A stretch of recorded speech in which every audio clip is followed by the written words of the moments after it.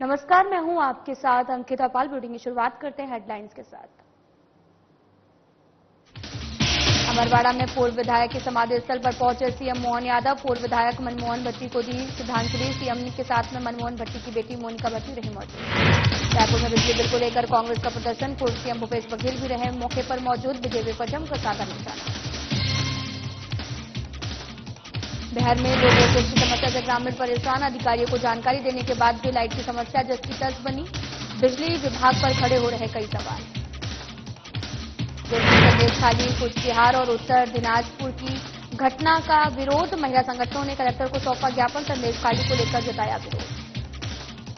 बालाघाट में रेत की अवैध निकासी पर रेत माफिया बना रहा पहाड़। निजी कंस्ट्रक्शन कंपनी पर लगा आरोप। रॉयल्टी चोरी कर हजारों ट्रैक्टर एकत्रित कर किया रेत। रुक करते हैं खबरों की तरफ। अंबिकापुर में कलेक्टर विलास भोसकर के निर्देशानुसार जिला शिक्षा अधिकारी अशोक सिन्हा ने सोमवार को शासकीय प्राथमिक शाला और पूर्व माध्यमिक शाला लालमाटी का आकस्मिक निरीक्षण किया है। उन्होंने विद्यालय में कई व्यवस्थाओं का भी जायजा लिया। विद्यार्थियों, शिक्षकों और स्टाफ की उपस्थिति में पंजीकरण की भी जांच की है। और आपको बताते चले कि इस दौरान उन्होंने विद्यार्थियों से भी बात करते हुए उनके पाठ्यक्रम और शैक्षणिक गुणवत्ता का भी परीक्षण किया है। शिक्षकों को गुणवत्तापूर्ण अध्ययन के लिए भी प्रेरित किया है।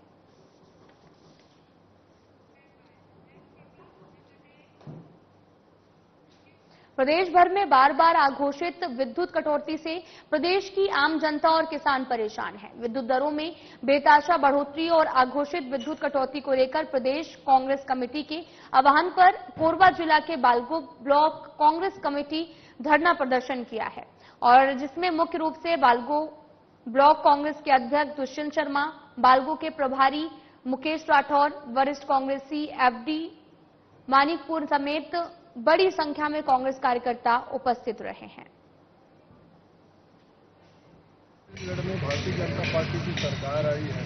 इनके द्वारा अघोषित बिजली कटौती चल रही है। बिजली के वृद्धि कर दी है, बढ़ा दी है बिल को। जो हमारे छत्तीसगढ़ में कांग्रेस की सरकार थी तो उन्होंने बिजली हाफ योजना चलाई, वो सब इन्होंने बंद कर दिया है। जबकि हमारे छत्तीसगढ़ का सरप्लस बिजली है, हम दूसरे प्रदेश को सप्लाई करते हैं। उसके बाद यहाँ देखेंगे हमारे किसान परेशान, हमारे गांव के लोग परेशान हैं। और रोज के रोज कम से कम 15 से 20 बार, 15 मिनट 10 मिनट ऐसे करके 15 से 20 बार बिजली की कटौती हो गई है। तो हम छत्तीसगढ़ में जो बैठे शासन में हैं उनसे बोलना चाहेंगे कि इस तरीके की बिजली और कटौती को आप बंद करें, ताकि हमारे इस प्रदेश में जो सरप्लस बिजली है उसका उपयोग हमारी जनता बढ़िया से कर सके। जी, आपका कहना है कि हमारी जो कांग्रेस की सरकार थी उस समय बिजली बिल की कटौती नहीं किया जाता है, ये सच बात है या गलत है, आप बताएं। उस समय भी कभी कभी जब मेंटेनेंस में होता था तभी बिजली कटी, अदरवाइज कभी नहीं कट रही थी। हमारे सरकार के 2 साल के बाद में जो व्यवस्था हम लोगों ने बनाया कोविड काल के बाद, तो कभी नहीं कटती थी। आज छत्तीसगढ़ प्रदेश कांग्रेस कमेटी के द्वारा जो 1 दिवसीय बिजली कटौती के संबंध में धरना प्रदर्शन किया गया था, आज आप देखेंगे एक पीपल का पत्ता भी हिल रहा है तो बिजली कट जा रही है। आज धूल, राखड़, मट्टी हम लोग खा रहे हैं, पावर हब में रह रहे हैं, उसके बाद भी जो है बिजली का ना होना दुर्भाग्य है। और मैं और कहना चाहूंगा कि आज जो बिजली की बढ़ोतरी हमारे कांग्रेस सरकार में बिजली बिल हाफ योजना को ये लोग फिर से लागू नहीं कर रहे, उन सब बातों को देखते हुए धरना प्रदर्शन किया जा रहा है कि भाई 1 महीना बिल नहीं पटाए तो बिजली बिल हाफ का लाभ नहीं मिलेगा। तो ऐसा नहीं होना चाहिए। यहाँ गरीब मजदूर तबके के लोग रहते हैं, ग्रामीण में हमारे किसान हैं, वहाँ लाइट गोल हो जाने से 5-5 दिन 6-6 दिन में लाइट नहीं आ रही है। ग्रामीण क्षेत्रों का बुरा हाल है। इसी सबको देखते हुए प्रदेश कांग्रेस कमेटी के आह्वान से आज जो है यह धरना दिया गया है, ताकि एक कुंभकर्णी नींद से प्रदेश सरकार जागे और लोगों की सुविधाएं को ध्यान रखे। प्रदेश भर में बार बार हो रही अघोषित विद्युत कटौती से आम जनता और किसान परेशान हो रहे हैं। इन मुद्दों के खिलाफ आवाज उठाने के लिए जिला कांग्रेस कमेटी सुकमा ने सोमवार को बस स्टैंड परिसर में 1 दिवसीय धरना प्रदर्शन का आयोजन किया है। प्रदर्शन का मुख्य उद्देश्य राज्य बीजेपी सरकार द्वारा बढ़ाई गई विद्युत दर को वापस लेने और प्रदेश में हो रही अघोषित विद्युत कटौती को बंद करने की मांग भी की है। आपको बताते चले कि अघोषित विद्युत कटौती को लेकर लगातार लोगों का प्रदर्शन भी जारी है। एक दिवसीय धरना प्रदर्शन का आयोजन किया गया, जहां पर विद्युत दर को वापस लेने की भी मांग की गई है। आपको बताते चले कि अघोषित विद्युत कटौती से आम जनता और किसान भी काफी ज्यादा परेशान हैं, जिसको लेकर एक दिवसीय प्रदर्शन का आयोजन किया गया है और कई मुद्दों को लेकर आवाज भी उठाने के लिए जिला कांग्रेस कमेटी सुकमा ने सोमवार को बस स्टैंड परिसर में एक दिवसीय धरना प्रदर्शन किया। प्रदर्शन का मुख्य उद्देश्य राज्य बीजेपी सरकार द्वारा बढ़ाई गई विद्युत दर को वापस लेने और प्रदेश में हो रही अघोषित विद्युत कटौती को बंद करने की मांग भी यहां पर उठाई गई है।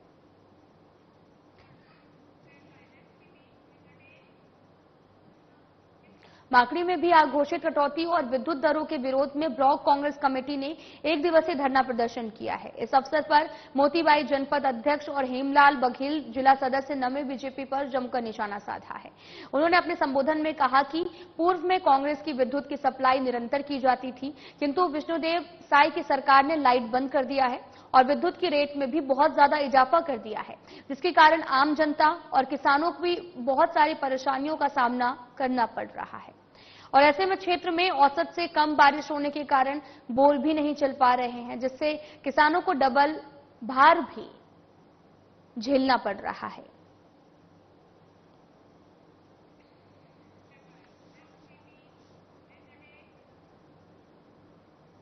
अंबिकापुर में पिछले सालों से मांगों और समस्याओं के निराकरण नहीं हो पाने के कारण पटवारी अनिश्चितकालीन हड़ताल पर हैं। 32 सूत्री मांगों को लेकर प्रदेश के सभी पटवारी हड़ताल पर चले गए हैं। पटवारियों ने राजस्व पखवाड़ा का पूरी तरह से बहिष्कार कर दिया है। वहीं आज से सभी जिला मुख्यालयों को धरना प्रदर्शन भी कर रहे हैं।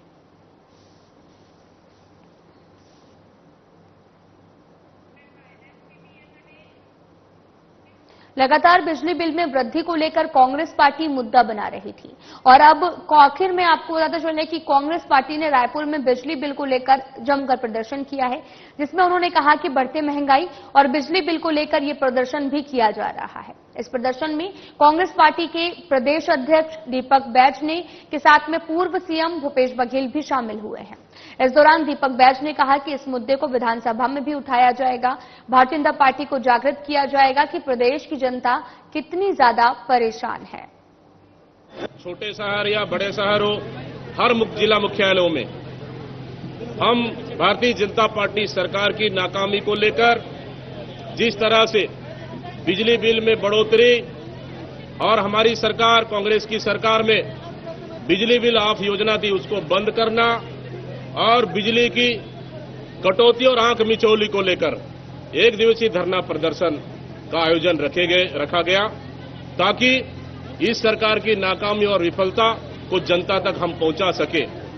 जिस तरह से छत्तीसगढ़ बिजली उत्पादक राज्य है, सरप्लस राज्य है, ये हमारी सरकार थी कांग्रेस की सरकार में मुख्यमंत्री भूपेश बघेल जी के नेतृत्व में जब बिजली हम सस्ता दे सकते हैं, कांग्रेस की सरकार में बिजली हम सस्ता दे सकते हैं, तो आखिर भारतीय जनता पार्टी बिजली इतना महंगा क्यों दे रही है? क्या महतारी बंधन के नाम से 1000 रुपए के बदले बिजली बिल में बढ़ोतरी कर छत्तीसगढ़ की जनता को लूटने का काम तो नहीं कर रही है? इसी तरह से इसलिए आज हम लोग एक पूरे प्रदेश भर में बड़ा धरना प्रदर्शन आंदोलन कर बढ़ी हुई बिजली दर को वापस लेने के लिए ये भारतीय जनता पार्टी की सरकार और इस साई सरकार से हम लोग मांग करते हैं। बिल्कुल आने वाला समय में जिस तरह से 20 साल पहले कि बिजली घरों में नहीं थी, बिजली के अभाव में ये कैंडल जलाकर पढ़ाई करना दिनचर्या व्यतीत होता था। अगर इसी तरह से बिजली अगर महंगा होते रहेगा तो मैं समझता हूं बिजली भी कि आने वाला समय में गरीब उपभोक्ताओं के पहुंच से दूर होगा और कैंडल का सहारा लेना पड़ेगा।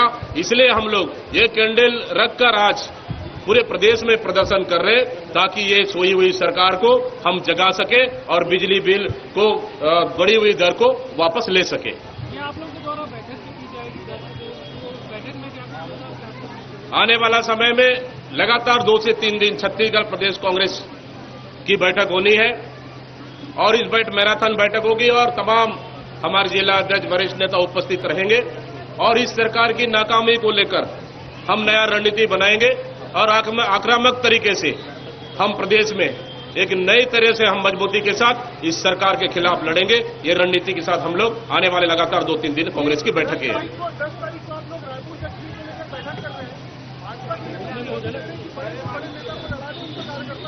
देखिए, भारतीय जनता पार्टी इस बाई इलेक्शन लेकर पूरी तरह से असमंजस में है।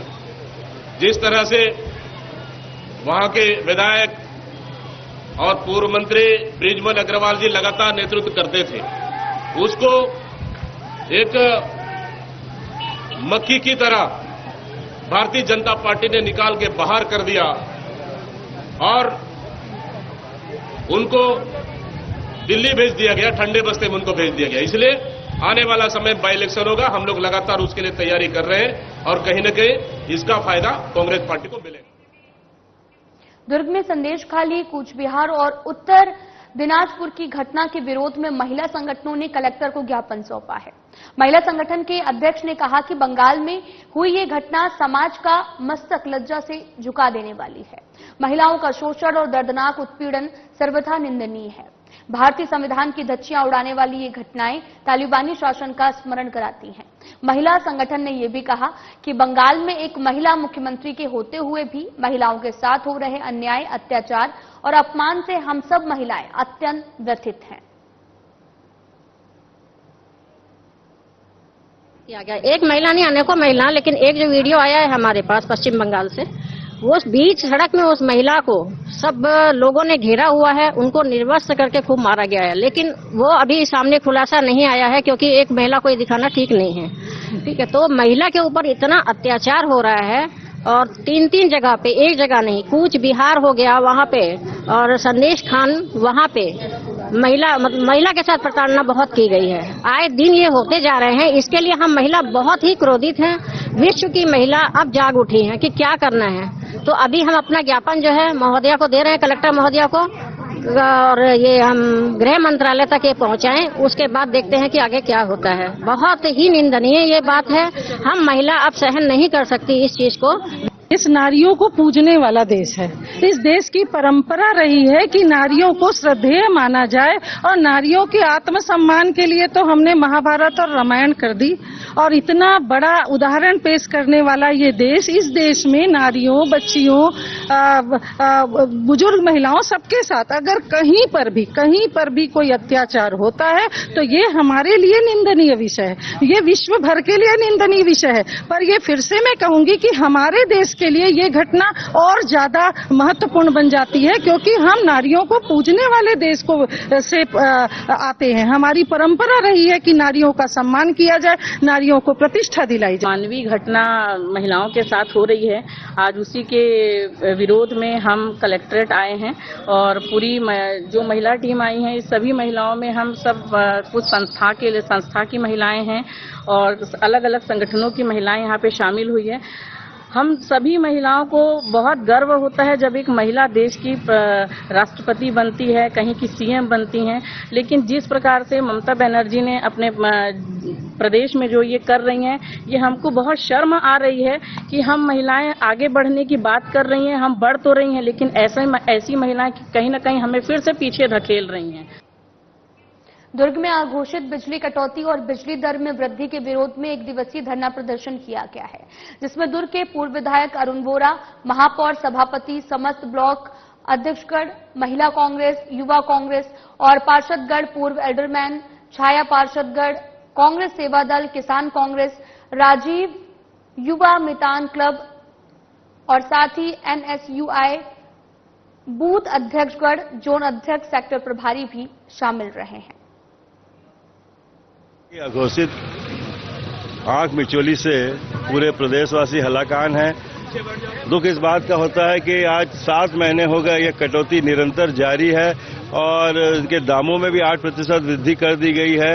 विद्यार्थी परेशान है, महिलाएं परेशान हैं, किसान परेशान है, लेकिन सरकार नहीं मालूम किस अंदाज में आज कार्य कर रही है। हम तो ये मानकर चलते हैं कि वह सरकार कुंभकर्णी नींद में सोई हुई है। उस नींद से जगाने के लिए, क्योंकि 6 महीने तक कुंभकर्ण सोते थे, 6 महीना हो गए। अब जब तो जाग जाना चाहिए कि लोग कितने परेशान हैं। जिन मतदाताओं ने आप पर विश्वास किया, उस विश्वास पर यह सरकार किसी भी मायने में खरी नहीं उतर रही है। आज जो ये हमारा आंदोलन हो रहा है, सरकार को जगाने के लिए है, 8% वृद्धि वापस लेने के लिए, घोषित जो आंख मिचौली हो रही है वो बंद। ग्राम पंचायत दुल्हापुर में आपको बताते चलें कि लाइट और खंभे तो लगे हैं, लेकिन लो वोल्टेज की समस्या यथायथ बनी हुई है। आपको बताते चलें कि कुल 5 ट्रांसफार्मर हैं, जिसमें से एक ट्रांसफार्मर चालू है, जिसमें भी वोल्टेज नहीं मिल रहा है। यहां के ग्रामीण जिम्मेदार विभाग को कई बार अवगत भी करा चुके हैं। इसके बाद भी लाइट की समस्या बनी हुई है। लाइट की भारी समस्या से जूझ रहे किसानों को खेती के लिए पानी नहीं मिल पा रहा है। वहीं लोगों ने भी मोबाइल तक चार्ज नहीं हो पा रहे हैं। आपको बताते चले कि बिजली की समस्या से बिजली विभाग पर कई तरह के सवाल भी खड़े हो रहे हैं। कोरबा पुलिस अधीक्षक सिद्धार्थ तिवारी ने अवैध गतिविधियों और असामाजिक तत्वों के विरुद्ध कठोर कार्रवाई करने के निर्देश दिए हैं। आपको बताते चले कि जिसके बाद में पुलिस टीम ने बड़ी सफलता हासिल की। मुखबिर की सूचना पर कार्रवाई करते हुए पुलिस टीम ने 18 बाइक चोर को गिरफ्तार किया है, जिसके कब्जे से 21 बाइक भी बरामद हुई हैं।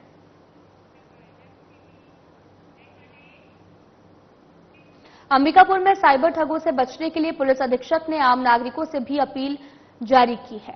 साइबर अपराधियों ने बच्चों को डिजिटल अरेस्ट करने और सहित सेक्सटॉर्शन और साथ ही साइबर बुलिंग जैसे घटनाओं पर नियंत्रण करने की अपील की है। आम नागरिकों को सतर्क रहकर ऑनलाइन वित्तीय लेन देन करने की अपील की है। साथ ही किसी संदिग्ध गतिविधि की आशंका होने पर तत्काल नजदीकी थाने में मामला दर्ज करवाने की भी अपील की गई है।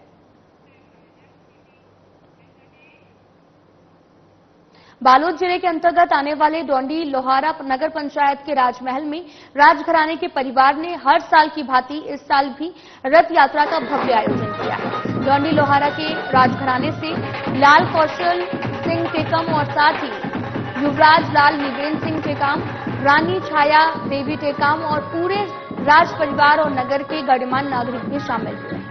राम दरबार मंदिर से भगवान जगन्नाथ अपनी छोटी बहन सुभद्रा और साथ ही भाई बलदेव के साथ में नगर भ्रमण के लिए रथारूढ़ होकर डोंडी लोहारा राज परिवार ने महाप्रभु जगन्नाथ जी के लिए नवीन रथ का निर्माण कराया है। वहीं महाप्रभु की आरती के साथ ही रथ यात्रा राम मंदिर प्रांगण से आरंभ हुई है और संजय नगर, बाजार चौक, विवेकानंद चौक होते हुए संपूर्ण नगर भ्रमण करते हुए राम मंदिर प्रांगण पर यात्रा का विश्राम हुआ है।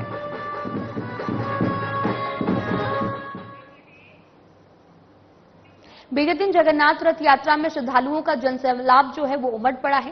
साथ ही आपको बताते चलें कि राजधानी रायपुर के गायत्री नगर स्थित जगन्नाथ मंदिर में राज्यपाल विश्वभूषण हरिचंदन, सीएम विष्णुदेव साय सहित आपको बताते चले कि बीजेपी, कांग्रेस के कई मंत्री, नेताओं और गुरुजी सदन तिवारी की उपस्थिति में भगवान जगन्नाथ, माता सुभद्रा और साथ ही बलभद्र सुदर्शन की पूरी विधि विधान से पूजा अर्चना कर रथ यात्रा निकाली गई है। इस अवसर पर मुख्यमंत्री साय ने सर्वप्रथम मंदिर में भगवान जगन्नाथ, माता सुभद्रा और साथ ही बलभद्र सुदर्शन जी की भी मंगल आरती कर वेद पाठी ब्राह्मणों के मंत्रोच्चारण में जगन्नाथ संस्कृति के अनुरूप विधि अनुसार पूजा पाठ संपन्न कराया गया।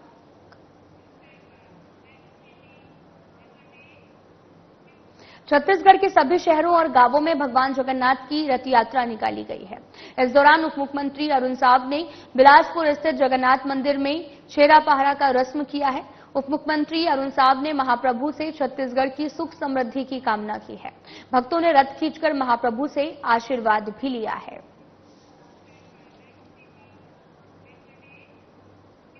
झाबुआ नगर में भगवान जगन्नाथ रथ यात्रा का आयोजन किया गया। यह यात्रा 2007 से निरंतर निकाली जा रही है। झाबुआ के आनंदीलाल पारिक मार्ग पर स्थित जगदीश मंदिर में पुजारी की 8वीं पीढ़ी अपनी सेवाएं भी दे रहे हैं, जो कि लगभग 250 साल पहले राजस्थान के मकोला से झाबुआ आए थे। रथ यात्रा शहर के कई मार्गों से निकाली गई, जहां पर सर्वे समाज के प्रतिनिधियों ने जगह जगह श्रद्धापूर्वक फूल बरसाए हैं। यात्रा में बड़ी संख्या में महिलाओं और पुरुषों ने अपने हाथों से रथ को खींचते हुए भगवान को शहर में भ्रमण भी करवाया है।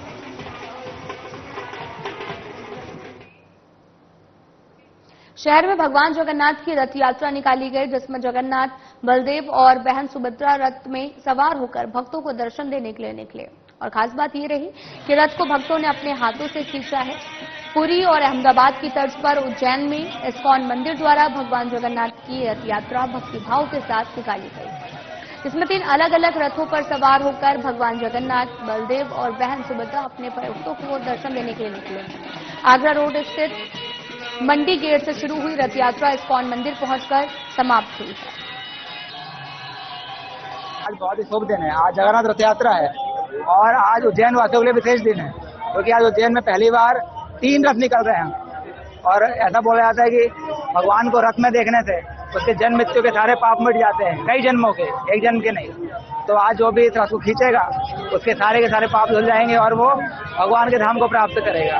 और जैसे आज हम देख रहे हैं कि यहाँ पर जो ये रथ यात्रा इस्कॉन मंदिर के द्वारा आयोजित की गई है, तो बहुत सारे भक्तों लोग ने यहाँ पर आए हुए हैं जो कि यहाँ पर रथ यात्रा में रथ खींच रहे हैं। इस तरीके से करने से क्या होगा कि सभी लोगों का सामाजिक और आध्यात्मिक दोनों विकास होगा। हरे कृष्ण। ये रथ यात्रा जो है ये मंडी चौक से स्टार्ट होकर के इस्कॉन मंदिर तक जाएगी। 6 किलोमीटर का रास्ता है। क्यों निकाली जाती है और ये रास्ता क्यों निकाली जाती है? क्योंकि इंद्रद्युम्न महाराज जो उज्जैन के राजा थे, उन्होंने भगवान जगन्नाथ का मंदिर बनवाया था और इसीलिए उन्हीं जगन्नाथ की रथ यात्रा निकाली। भगवान जगन्नाथ की रथ यात्रा बालगो नगर उत्कल भारती समिति ने धूमधाम से आयोजित की है।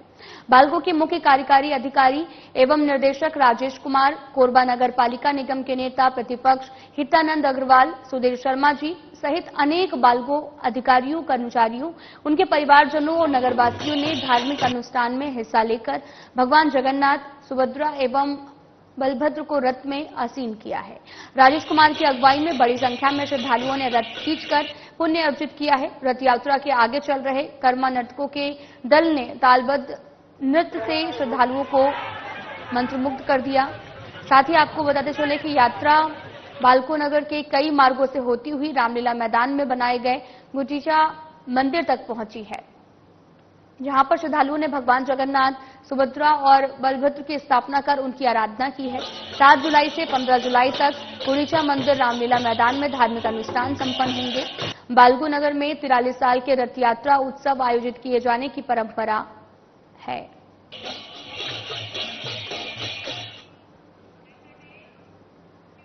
सरगुजा पुलिस अधीक्षक ने सीतापुर अनुभाग के थाना प्रभारियों और विवेचकों की समीक्षा बैठक की है। बैठक में सरगुजा पुलिस अधीक्षक ने लंबित अपराध, लंबित चालान, लंबित मर्ग और साथ ही लंबित शिकायत की समीक्षा कर त्वरित निराकरण करने के निर्देश दिए हैं। वहीं थाना प्रभारियों को नए कानूनों के तहत में भी दर्ज प्रकरणों को नियमानुसार विवेचना कर पारदर्शी न्याय व्यवस्था स्थापित करने के निर्देश भी दिए गए हैं। सरगुजा पुलिस ने पिकअप वाहन चोरी के मामले में आरोपी को गिरफ्तार किया है। थाना कोतवाली पुलिस टीम ने मामले में त्वरित कार्रवाई करते हुए सफलता पाई है। आरोपी के कब्जे से चोरी किया गया पिकअप वाहन भी बरामद किया गया। मिली जानकारी के अनुसार आपको बताते चले कि आरोपी पहले भी 2 पहिया वाहन चोरी के मामले में जेल जा चुका है। जमानत के बाद में आरोपी दोबारा से आपराधिक गतिविधियों में संलिप्त पाया गया, जिसे पुलिस ने मुखबिर की सूचना पर गिरफ्तार भी कर लिया है।